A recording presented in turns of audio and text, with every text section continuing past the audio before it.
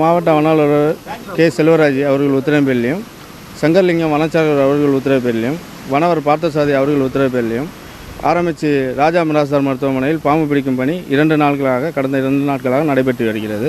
இதில் கிட்டத்தட்ட ஒரு 5 பாம்புகள் நல்ல பாம்புகள் பிடிக்கப்பட்டுள்ளது, 2 பச்சை பாம்புகள் பிடிக்கப்பட்டுள்ளது. மேலும் இந்த பணி தீவிரமாக நடைபெற்று வருகிறது.